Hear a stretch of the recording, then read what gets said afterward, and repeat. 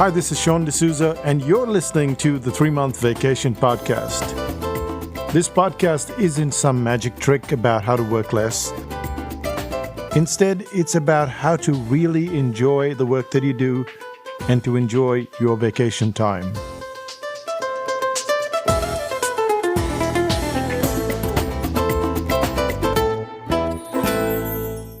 Yes, it's me, Sean, and you're listening to the 3-Month Vacation.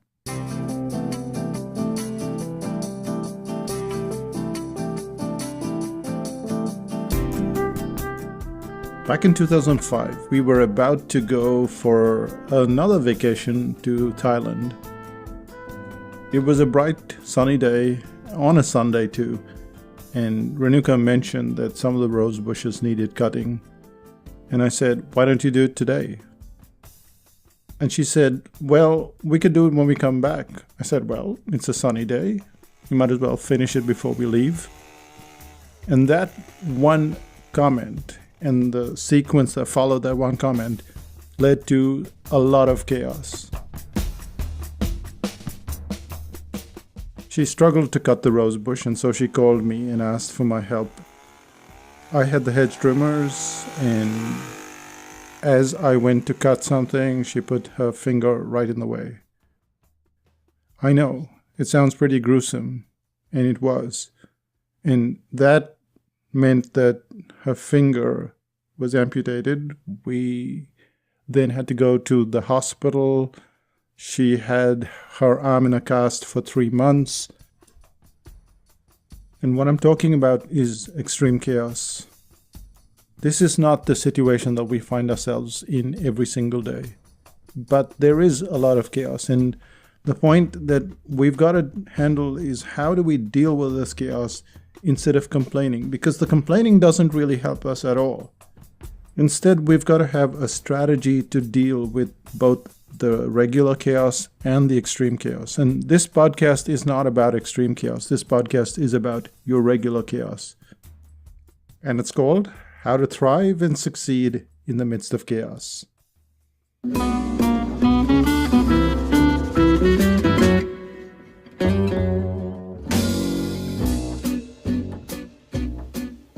J'ai beaucoup de devoirs aujourd'hui. That's French for I have lots of homework today.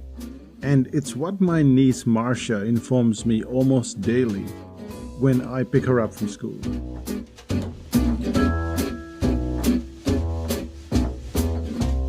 Three years ago, my wife Renuka and I started mentoring my niece Marcia. While schoolwork is never easy to cope with, there was always time to beef up on spellings, to learn about clouds, Earth's subduction zones, and the wondrous mysteries of the solar system. Then Marcia moved to year 7, what you'd call 7th grade, and we were suddenly swamped with homework, English, social studies, maths. Even that little bit of French came rushing at us from out of nowhere. It seems so maddening when every day you're thrown deep into yet another onslaught of homework. This is the kind of chaos that hits us as we go through our business lives. We have every intention to learn more, to do more, and yet we find ourselves in this spin cycle that we don't understand. At this point, it's important to pull back and to notice that nothing else had changed in our lives. The Psychotactics newsletter still went out on time. The 3-Month Vacation Podcast, it rolled out on schedule. Every post at the membership site at 5000 BC, the article writing course, it went just as planned. But in Marcia's world, such order didn't exist. The homework seemed to pull us away from what we believed to be important. Somehow, something had to change.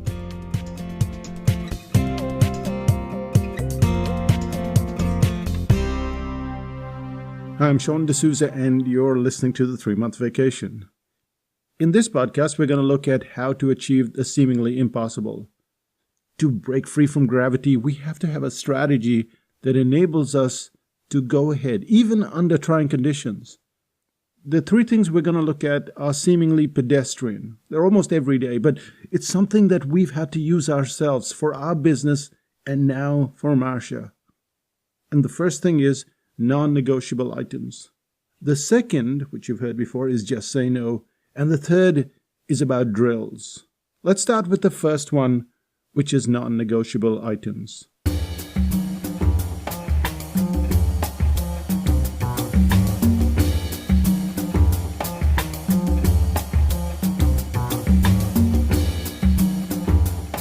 About a month ago, I finished conducting the article writing course. On that course, you have 25 participants. They're all headed towards one goal: to be able to write articles that are far superior to what you'd see on the internet.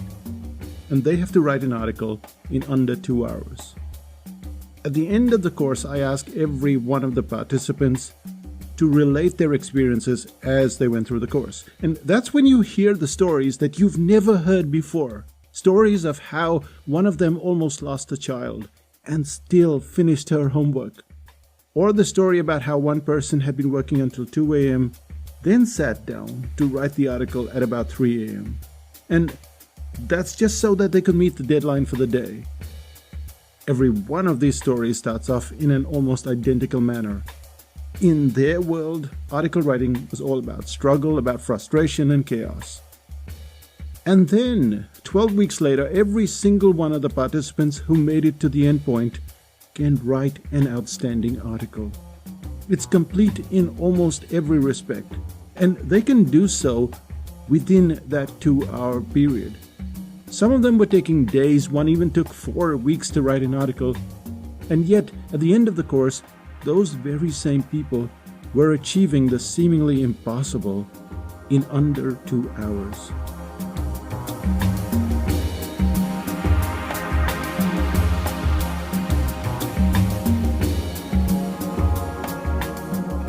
Not surprisingly, you do the same. In the early part of the 20th century, 1912 to be precise, tooth decay was a massive problem. People simply didn't brush their teeth. They do so now, twice a day. In the USA, the Boy Scout handbook from the mid-1950s, it had a section on personal hygiene. It stated that ideally a boy should bathe twice a week and shampoo his hair once a week. What we're doing today is achieving the seemingly impossible. We're engaged in time-wasting activities that were considered unimportant for almost all of human history. Our modern lives have made it easier to brush and shower, but you know the reason why we do what we do. We've made it non-negotiable. That toothbrushing, non-negotiable. That shower, non-negotiable. Marsha's reading, spelling, and solar system learning, it became negotiable. When the homework rushed in, it took control of the evening, and soon the important elements were swept away. And it's not a lot different from what happens in our own lives. We start off wanting to achieve precise goals, but suddenly a client dumps a truckload of work, and then we're off scampering. The reason why the graduates of the article writing course can write in under 2 hours is because they drew their line in the sand. They realized that their assignments were non-negotiable, and that meant that they got their reward in just 12 weeks.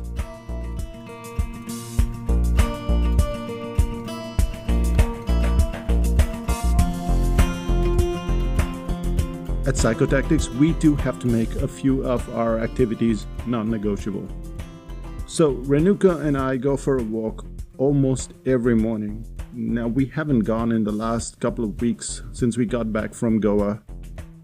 It's always very hard getting back into a rhythm once you're away on holiday, but Renuka's not been too well either, so she's not been sleeping very well, and that's chaos. But today, a couple of weeks after we've got back, we're back on the road. Now, we lead super busy lives, and here's what we do before we go on vacation. We need to queue all our newsletters. We need to queue all the newsletters for the time we're away. Now, this applies to our membership site at 5000 BC, Psychotactics, and even the podcast. But not just for the time that we're away, but also at least for a few weeks when we get back. Because you don't know what happens when you get back, and you're just making this re-entry, and it's often difficult. So the vacation adds a dimension of chaos that's not normal. Yet we manage it quite well, and do so every 3 months before we go on vacation. So we had to take a similar sort of learning and then apply it to Marsha. We had to make spellings, reading, and learning about subduction zones non-negotiable. Making something non-negotiable implies just one thing. You carve out a piece of time and you put out a force field. Every other activity goes around that time. The participants on the article writing course didn't have 2 or 3 extra hours each day, yet they made it non-negotiable, even through sickness, through late nights, and through disruptive clients.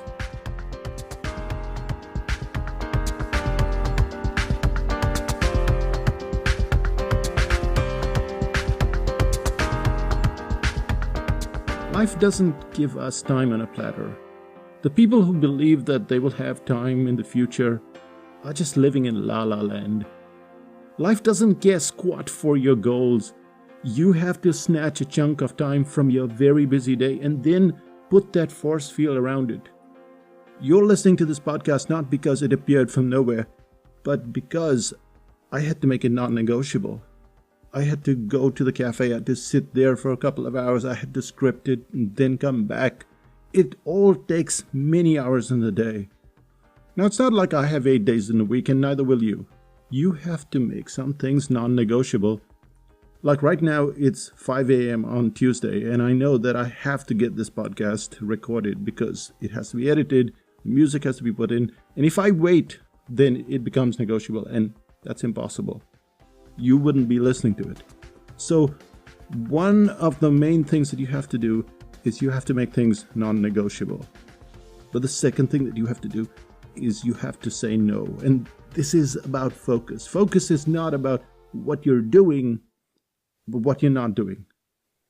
So how do we say no? And what do we need to reject? That's what we'll find out in this second section on Just Say No.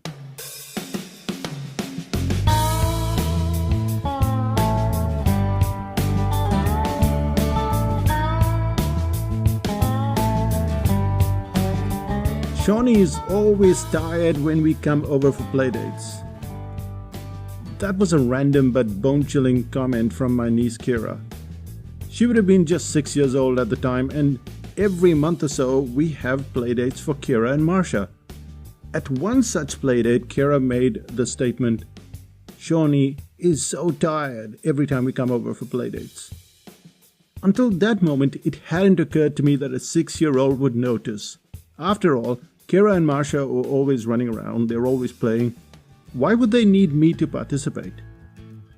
I simply used that downtime to lie on the sofa and to get back my breath. But then comes the statement, and to this day it ricochets somewhere in my brain. It was at that point that I decided to say no.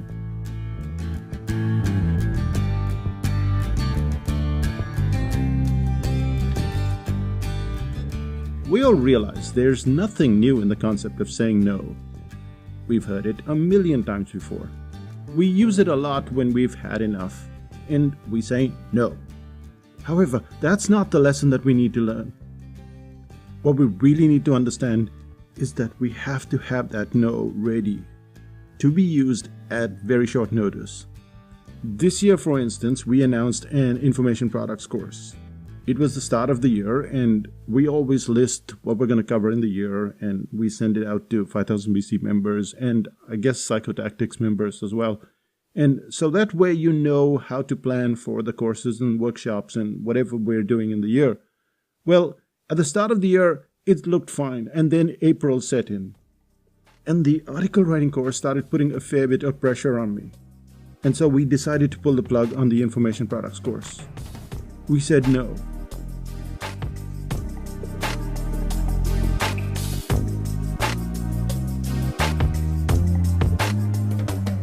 Historically, we've said no to very lucrative offers, some of them our own.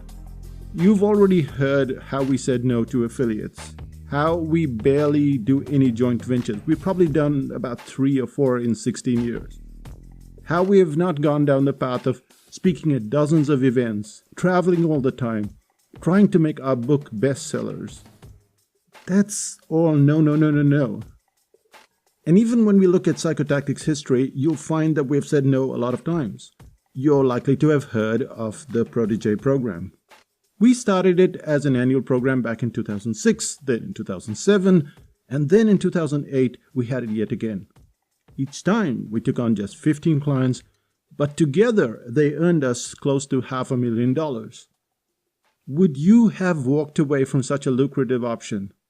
Most people wouldn't have, but we decided the program was too intense for the clients.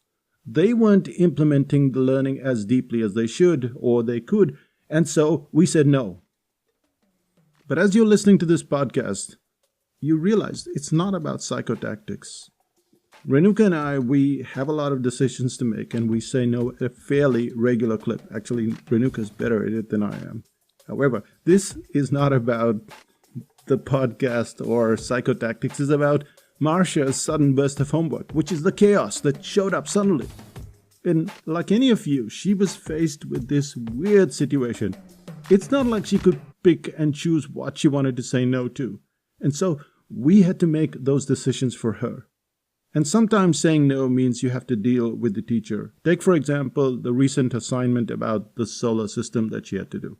She had to find 50 facts about the solar system. Then she had to write them down on a sheet of paper. If she took just 2 minutes per fact, it would take almost 2 hours. We decided to say no. We would find the facts, we'd give it to her. She'd then write it down.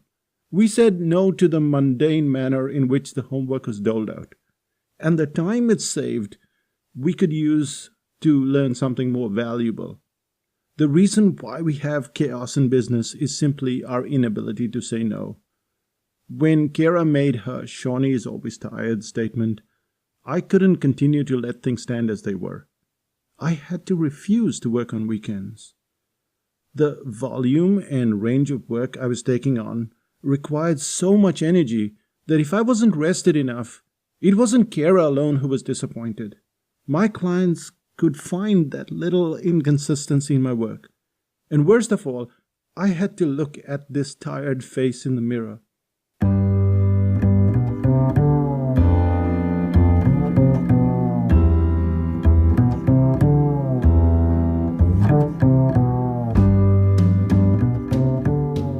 And so much of this is about planning.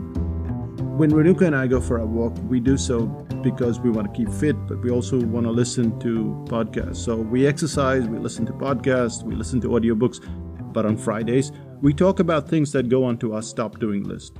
Things that we both need to say no to, both in Marcia's world and our own.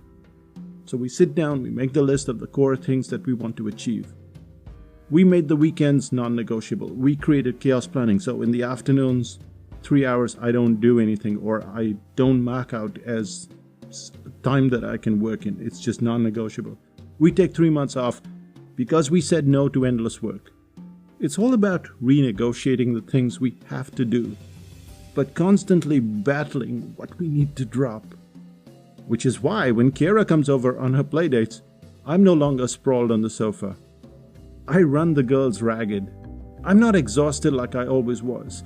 And to get things done, we have to find a way to use Friday to our advantage. I think you should do the same thing. Make Friday your say no day. Work out the things that you've done and what you need to drop. If you can, find a friend, go for a walk. If not every day, at least on Friday. Just say no. Chaos understands. Chaos will be back on Monday, but at least you won the battle for the weekend. And this takes us to our third part, and we cover the concept of drills.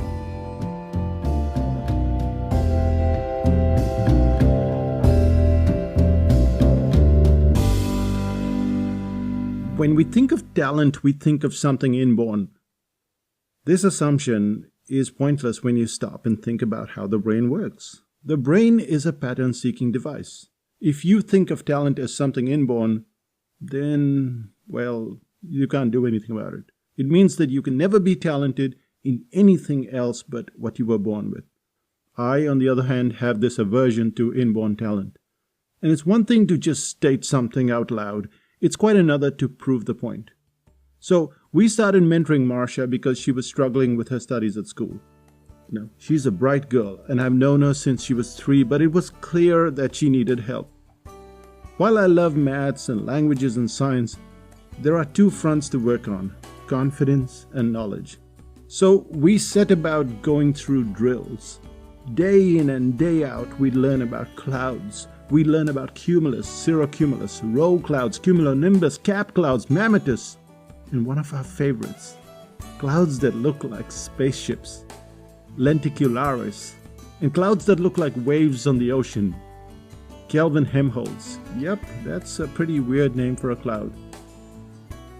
We rolled out drills for everything. First we started with clouds, then we did countries and capitals. At the age of 9, Marcia knew 150 countries and 150 capitals, but not randomly. She worked her way from Iceland across to Europe and then to Russia and the Middle East and then Africa and Asia and so on. Every country in order from left to right, and she'd spit it out so quickly that if you followed her list with a sheet of paper, you'd find it almost impossible to keep up with her.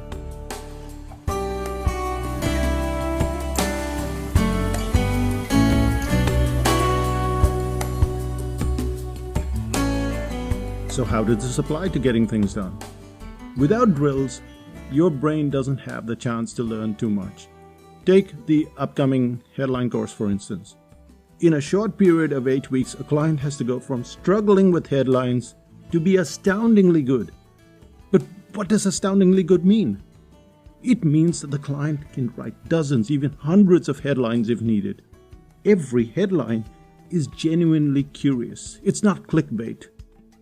But at the same time, every client, without exception, should become an auditor. They should be able to look at any headline across any industry and should be able to fix that erroneous headline in a minute or 2. This level of ability calls for drills. With Marcia, we had drills for her times table. So Renuka would sit down and write over 100 tables-based questions in a day. In a week, Marcia was going through over 500 questions. In a month, over 2,000. Do you think her ability to calculate figures in her head improved? When you look at the cartooning course, the headlines course, the article writing course, they all have drills. If you've done the course, you know that the drills are anything but boring. They're hard work, but they're not boring.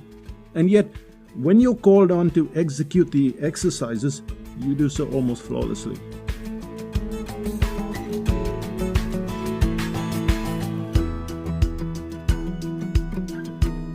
One of the biggest reasons why I see people struggling is because they don't have the ability to run at high speed. If you're going to run a business, no one needs to tell you about the importance of drills.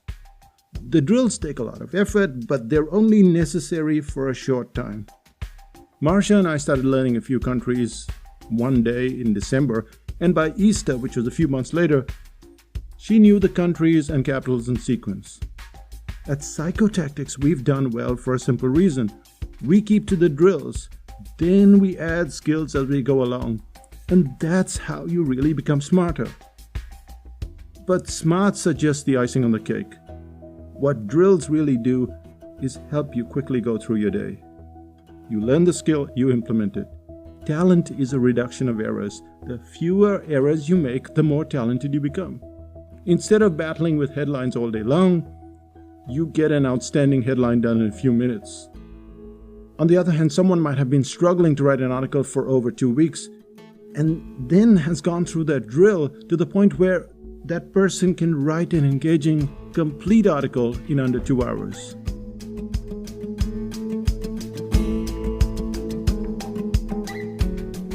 When we look at what we're good at, it's because we've learned to drill. To get things done, you can't believe in this super trick that a lot of people promise you on the internet. You have to run the same sequence over and over until it's something that you do not think about anymore. It's just something you can do with the minimum amount of energy. In 5000 BC, there is a Taking Action Forum. If you track the actions of those who report back every day, you'll notice a vast improvement over time. What they're doing is reducing errors. They're following the pattern of the brain. It's down to drills. engaging drills that help you to learn and execute faster than you've ever done before. Marcia knows about clouds, she knows about geology, science, and yes, countries. She may appear smarter than you, and in some ways, that may be true. But how did she do it? You know the answer. It's all about drills. And that brings us to the end of this podcast. So let's summarize what we've just learned.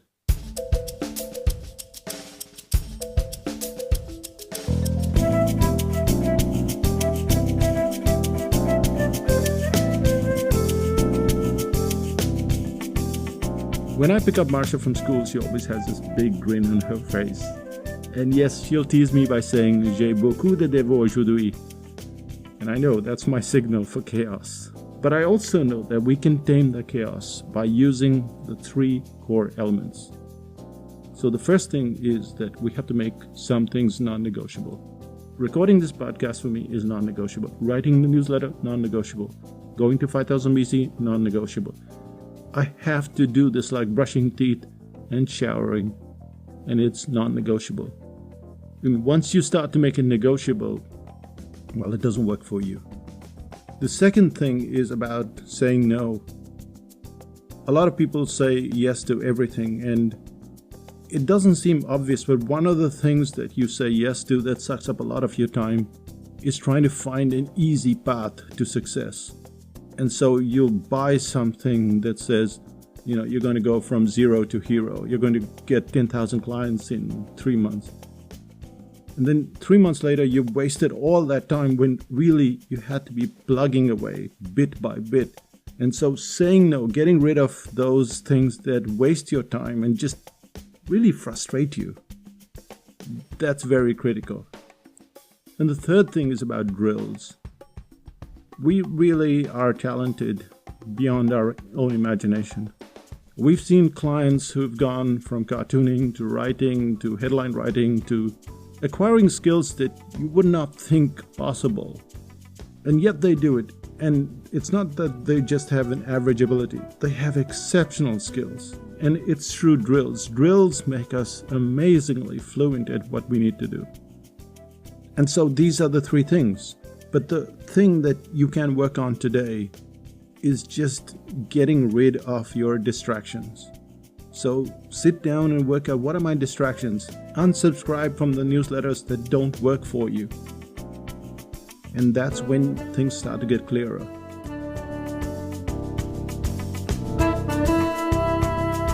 So what's happening in Psychotactics land? Well, this is it. If I've timed this right, because this was queued a bit in advance, then it's 2019, and I hope you're enjoying the first few days of 2019, and it's not as chaotic as I'm sure the rest of the year promises to be. Either way, what we have coming up in a few weeks, that's the Info Products course, it's on the 25th of January. This is the home study, so get your hands on it because it has all the goodies. That's at psychotactics.com/info goodies. The other thing you want is chaos planning. If you've not got your fill from this podcast, it's a book. It's a really nice book, and it shows you how to plan through times of chaos. And finally, come join us in 5000 BC, where all the introverts gather, and it's be kind, be helpful, or be gone.